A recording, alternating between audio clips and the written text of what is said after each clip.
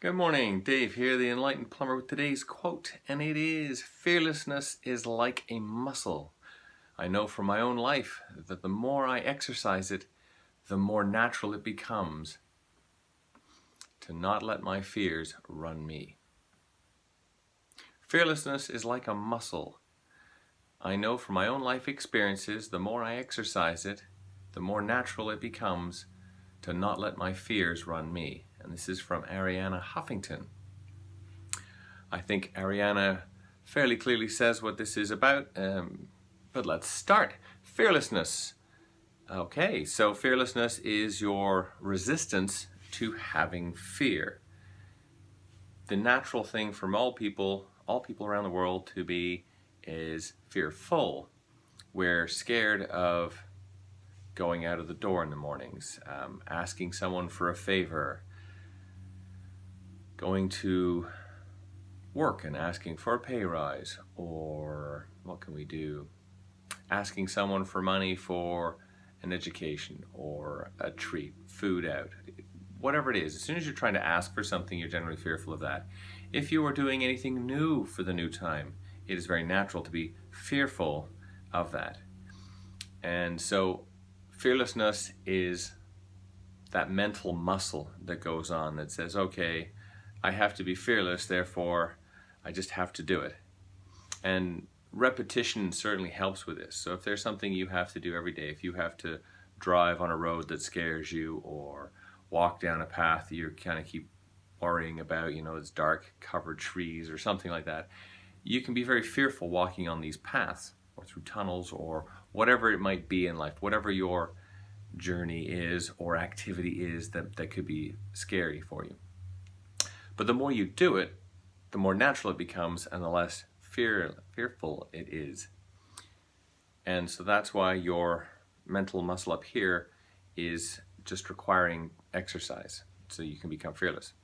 And Arianna is saying that she knows from her own life that the more she exercises, so obviously she's herself gone out and done things, asked people questions or barged into conversations to get some information or some such things, whatever it is. Maybe it's the fear of having work rejected by someone else. These are all fears that go on. Doesn't mean they're real, worthwhile or not, but whatever you have some fear against, it's a natural restriction, and so you need to just do it anyway, as Nike would say.